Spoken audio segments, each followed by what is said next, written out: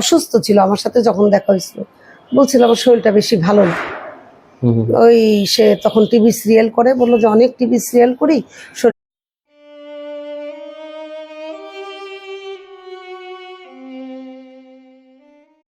এখন জনপ্রিয় অভিনেত্রী কাকলি ম্যামের বাসায় আছি। উনি আমার চ্যানেলে আরো অনেকগুলো ভিডিওতে ছিলেন এবং আমি ওনার যদি ছোট করে পরিচয় দিই, এক কথা হচ্ছে 90 দশকের একটা বিখ্যাত অ্যাড ঘরের কথা পরে জানলো কেমনে, সে বোরানি শাড়িতে আশিস কুমার লোহর সাথে উনি ছিলেন। পাশাপাশি উনি 7 ভাই চম্পা সহ অসংখ্য ছবিতে অভিনয় করেন। আমি সরাসরি ওনার সাথে কথা বলবো। আসসালামু আলাইকুম। ওয়ালাইকুম আসসালাম। ম্যাম কেমন আছেন? আলহামদুলিল্লাহ। আমার চ্যানেলে আপনার অনেকগুলো ইন্টারভিউ আছে। আমাদের একজন জনপ্রিয় চিত্রনায়িকা প্রয়াত সুনেত্রা, অনেক জনপ্রিয় একজন নায়িকা, উনি কিন্তু চলে গেছেন।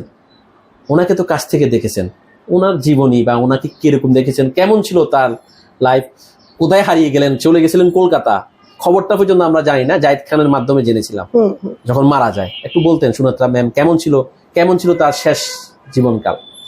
সুনেত্রা অনেক ভালো মেয়ে ছিল। ওর সাথে আমি অনেক কাজ করছি, অনেকগুলো ছবিতে কাজ করছি। কাজ ছাড়াও ওর সাথে প্রতিদিনই এফডিসি হয়তো দেখা হইতো, দেখা যেত ও এক ফ্লোরে কাজ করতেছে, আমি এক ফ্লোরে কাজ করতেছি। তো খুব শান্ত শিষ্ট, খুব ভালো ছিল। ওর হাজবেন্ডটার নাম আমার মনে নাই। আচ্ছা, ওর হাজবেন্ডটার কি জানি নাম ছিল। সুনেত্রা ম্যাম কি হিন্দু ছিল? হ্যাঁ। আচ্ছা। তো তাই সেখানে মুসলমান হয়েছিল, বিয়ের পরে মুসলমান হয়েছিল। তো ওর হাজবেন্ডের নামটা ঠিক মনে নাই, কারণ এত বছর আগের কথা তো, অনেক আগের। তখন প্রায় শুনতাম ওর হাজবেন্ডের সাথে সম্পর্কটা ভালো ছিল না। যখন এক জায়গায় আমরা বসতাম তখন বলতো যে টাকা পয়সার জন্য খুব একটা অত্যাচার করে সুনেত্রা ম্যামকে। মানে খুব করতো। তা অনেকে ওরে বলতো যে চলে যাও না কেন, ছেড়ে দাও না কেন। হ্যাঁ, ছেড়ে দাও না কেন। তো বলতো যে না, আমি তো একটা দেশ ছেড়ে চলে আসছি, একটা ফ্যামিলি ছেড়ে চলে আসছি। আচ্ছা। ও খুব একটা বড় ঘরের মেয়ে ছিল না, মানে ওর কাছে যা শুনছি আর কি। একটা দেশ ছেড়ে চলে আসছে মানে উনি হিন্দু ধর্ম ত্যাগ করেছিলেন স্বামীর জন্য। কলকাতা থেকে চলে আসছিল, কলকাতা থেকে চলে আসছে, এই ছেলেকে প্রেম করেই তো চলে আসছে। তা আমরা বলতাম, তার আবার বউ ছিল। ও লোকের বউ ছিল? হ্যাঁ হ্যাঁ। তখন আমরা বলতাম যে তুমি দেখে শুনে আসলা কেন? তখন ও বলতো যে আমি তো যেভাবেই হোক হয়ে গেছে, চেষ্টা করি এখন তার সাথে টিকার জন্য। হ্যাঁ। তারপর অনেক কাজ টাজ করছি, দেখছি। তো এমনি সে তো অনেক ভালো। হঠাৎ কিছুদিন দেখি সে গায়েব, একদম একেবারে কোনো ছবি টবি কিচ্ছু নাই। তা আমি আবার কলকাতায় স্বপন শাহের একটা ছবির কাজ করতে চাই। আচ্ছা আচ্ছা, কলকাতার বিখ্যাত পরিচালক। হ্যাঁ, ওনার একটা ছবির কাজ করতে চাই। ছবির নাম ছিল বৌদির বিয়ে। আচ্ছা আচ্ছা। ওই ছবির কাজ করতে চাই। ওই ছবির কাজ করতে যখন যাই তখন ফ্লোরে দেখি সুনেত্রা আরেকটা ছবির কাজ করতেছে, কিন্তু হিরোইন হিসাবে না, সাইড। তা হঠাৎ করে আমি বললাম যে তোমার এই অবস্থা কেন, এখানে চলে আসছো কেন? তো অনেক দুঃখ প্রকাশ করলো যে আপা এই অবস্থা, ওখান থেকে চলে আসছি, পারলাম না টিকতে পারলাম না। এখন আমি সিরিয়ালের নাটক করি, টিভি সিরিয়াল। তো আমি অবশ্য সিরিয়ালের নাটক ওর দেখি নাই, একটা নাকি দেখছিলাম। তো ওর কাছে শুনলাম যে ও সিরিয়ালে ঢুকে গেছে, স্টার জলসা, জি বাংলা, আরো কি জানি বললো ওখানকার যে চ্যানেলগুলো। হ্যাঁ, ওই চ্যানেলগুলা বললো। আমি মেনলি এখন চ্যানেলগুলাতে ঢুকে গেছি, টিকতে পারলাম না, চলে আসলাম বাংলাদেশে। আমার টিকা হলো না। তো ওই বেশিক্ষণ কথা হয় না, কারণ ইন্ডিয়ান মানুষগুলা যখন কাজ করে তারা কাজের দিকেই থাকে, আড্ডা চাড্ডা খুব একটা পছন্দ করে না। যেমন একদিন আমার সাথে রোজিনা আপার দেখা হয়েছিল হঠাৎ। আচ্ছা আচ্ছা। আমি ওইখানে শুটিং এসে আপা শুটিং করতেছে, তো ওই ফ্লোরে তো ঢুকতে যাবে না। তা আমি বাইরে থেকে বললাম উনি আমার বাংলাদেশি হিরোইন, আমাকে চিনে, আমার নাম বলেন, মনোয়ারা বলেন। পরে উনি আমাকে ডেকে নিল, ভিতরে গেলাম, যাই কথাটা তো বলে আসলাম। আরেকদিন দেখা হইলো অঞ্জু ঘোষের সঙ্গে। উনি তো হ্যাঁ, অঞ্জু ঘোষের সঙ্গে দেখা হইলো। তা আমাদের দেশের লোকজনের সাথে প্রায় দেখা হইলো। তো ওইখানে আমি প্রায় স্বপন শাহর 4টা না 5টা ছবি করলাম। তো ওনার ছবিতে আমি কয়েকবার আমার কলকাতায় যাওয়া হয়েছে। তো সুনেত্রার সঙ্গে আমার 2বার দেখা হয়েছে, অঞ্জু ঘোষের সাথে বেশ কয়েকবার দেখা হয়েছে, আর রোজিনা আপার সাথে একবার দেখা হয়েছে ওইখানে। তখন রোজিনা আপা ওইখানেই থাকে। হ্যাঁ, ওইখানেই থাকে, ওখানেই ছিল। বাংলাদেশে তো পরে আসলো, মানে ওইখানেই সেটেল হয়ে গেছিল, তারপরে আসলো। আচ্ছা, সুনেত্রা ম্যামের ছেলে মেয়ে ছিল না?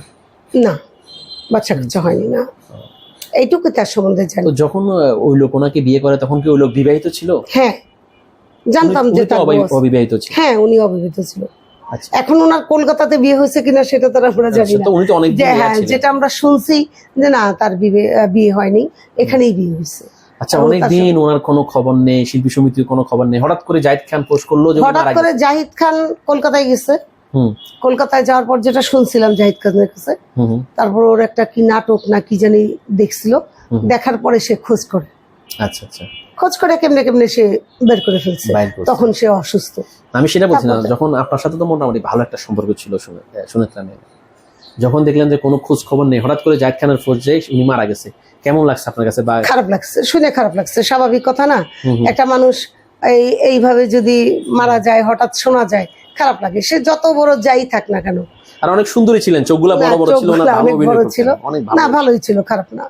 এইটুকুই তার সম্বন্ধে আমার ওনার জানা। সাথে কোনো সিনেমা? অনেকগুলো ছবি করছি, কিন্তু ছবিগুলোর নাম ঠিক মনে নাই। হুম হুম। কত তবে উনি তো প্রথম সারির নায়িকাই ছিলেন, উনি আমাদের জসিম সাহেব থেকে শুরু করে নাম করা সব। জসিম ভাইয়ের সাথে, সুনেত্রার সাথে আমার সাথে একটা ছবি, সুখের সংসার একটা ছবি করছিলাম। হুম হুম, আর একটা জানি কি করছি, সাহেবে তো রোজিনা পা ছিল আর অঞ্জনা পা ছিল, আর একটা জানি কি, আরো মানে 4টা না 5টা ছবি করছি। আচ্ছা, এত বড় শিল্পীর এই জীবনটা এমন কেন হলো ম্যাম? কি ভুল ছিল বা কি মনে হয় আপনার? এখন একমাত্র আল্লাহ জানে, আমি এটা জানি না কোন ভুলের জন্য, কিন্তু সে তো জীবনে সুখী ছিল না, হুম হুম, এটাই হলো তার মেন। স্বামী স্ত্রীর মধ্যে যদি সুখ না থাকে, আপনার হাত ধরে আসছে, আপনি যদি তাকে ভালো না রাখতে পারেন, তাহলে সে ভালো থাকবে কি করে? না আমি সেটাই বলতেছি, উনি কোনো ভুল মানুষের ফান্দে পড়ে গেল কিনা, যে ওইটা তো তার যার জন্য হাজবেন্ড, সব ছেড়ে দিলেন। ওটা তো তার হাজবেন্ড, যে সে তো ভুল পথেই পা বাড়াইছে, যাকে ধরে আসছে ভুল লোক ধরেই তো আসছে, সে তো টাকা ছাড়া কিছু চিনতো না। এটা তার মুখে শুনছি, আমাদের সুনেত্রা নিজেই বলছে। এটা তার মুখে শুনছি, টাকা ছাড়া কিছু বুঝতো না, তার স্বার্থই সে বুঝতো। হুম হুম হুম। তাহলে এটা তার কিছু বলার নাই। আচ্ছা, আরেকটা কথা বলবো, উনি তো আমরা 90 দশকের সিনেমাতে দেখেছি, অনেক সুন্দরী ছিলেন।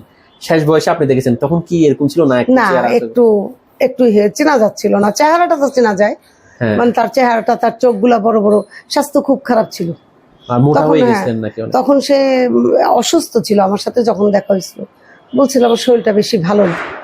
হুম হুম। ওই সে তখন টিভি সিরিয়াল করে, বললো যে অনেক টিভি সিরিয়াল করি, শরীরটা ভালো না। আচ্ছা, টিভি দেখাও। সিরিয়ালও কি টাকা পয়সার অভাবে করছিল? এছাড়া তো একটা নায়িকা তো টিভি সিরিয়াল করার কথা না। না, টাকার জন্যই তো করছে, তার ফ্যামিলি তো তত একটা বড় লোক না, মিডিয়াম ফ্যামিলি। আচ্ছা, এটা তো আপনি আমাকে বলছিলেন যে উনি এই ছেলেকে ভালোবেসে নিজের ধর্ম ত্যাগ করে মুসলমান। তাহলে কি শেষ পর্যন্ত মুসলমান ছিলেন? তাকে ওনাকে কবর দেওয়া হয় না পুরা হয়? এটা আমি জানি না, এটা তো না। কলকাতায় হয়েছে, এটা জানি না। হুম হুম। কলকাতায় হলে তো হয়তো পুষতে, বাপ মা থাকলে তো পূর্বেই, বা মাটিও দিতে পারে, জানি না। না, মুসলিম হওয়ার পরে কি আবার হিন্দু হলেন কিনা এটা বলতেছি, যে না। হাজবেন্ডের সাথে ধোকা খেলেন। না, আমি বাহ। যখন দেখছি তখন তার সে আরেক জায়গায় বিয়ে বসা দেখি নাই, তাকে দেখছি আর্টিস্ট হিসাবে দেখলাম কাজ করতেছে। কত সালে দেখা হয়েছিল আপনার সাথে?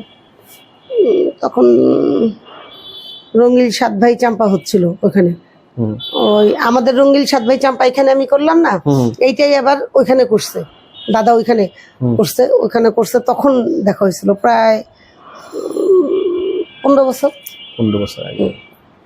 তো ওনার তো অগণিত ভক্ত আছে, এখনো সুনেত্রাকে খোঁজ করে, কিন্তু তাদের জন্য কি বলা আছে? সুনেত্রা তো চলে গেল, আমি বলবো সবাই তার জন্য দোয়া করেন, আল্লাহ জানে তাকে জীবনে তো সুখী ছিলেন না। সে তো সুখী ছিল না, সবাই দোয়া করেন সে জানি বেহেশত নসিব হয়, যদি মুসলিম হিসেবে আল্লাহ মারা জানে। যায়। হ্যাঁ, যদি সে মুসলিম হোক আর যাই হোক, সে মারা তো গেছে, হ্যাঁ। তার জন্য সবাই না, দোয়া হিন্দু হলে তার দোয়া করলেও কাজ হবে না, আমি কাজ সেই জন্য হবে। বলতেছি। তা ঠিক, মানে পুরাই ফেললে তার, না সেটা না, উনি অন্য ধর্মের হলে আপনি কিন্তু এটা জানি না, এটা এটা মেনলি জানি জাহিদ খান, যে বলতে পারবেন। মানে জানতে পারছে যে পুরাইছে না কি করছে, ঠিক বলতে যাক কাকলি ম্যাম, অনেক ধন্যবাদ এই জন্য। আপনি আমাদের অনেক মানে হারিয়ে যাওয়া, আমি বলতে গেলে ওনাকে কেউ খুঁজে পাচ্ছিল না, আমার কাছেও কোনো ইনফরমেশন ছিল না। তা আপনি অনেক পুরনো অভিনেত্রী, আপনি সিনিয়র আর্টিস্ট, আপনি জানবেন। এই জন্য আপনাকে আমি প্রশ্ন করলাম যে সুনেত্রা ম্যামকে, আপনি বললেন যে অফ ক্যামেরা বলতে, হ্যাঁ আমি অবশ্যই দেখা হয়েছে, অনেক ভালো ছিল। সেই জন্য দর্শকদের জন্য আপনার ইন্টারভিউ শেয়ার করলাম। ভালো থাকবেন আপনি। আসসালামু আলাইকুম। ওয়ালাইকুম আসসালাম। ভালো লাগলে লাইক কমেন্ট করে আপনার মতামত দিন। সাথে থাকার জন্য সাবস্ক্রাইব করুন এবং বেল বাটনটিতে ক্লিক করুন।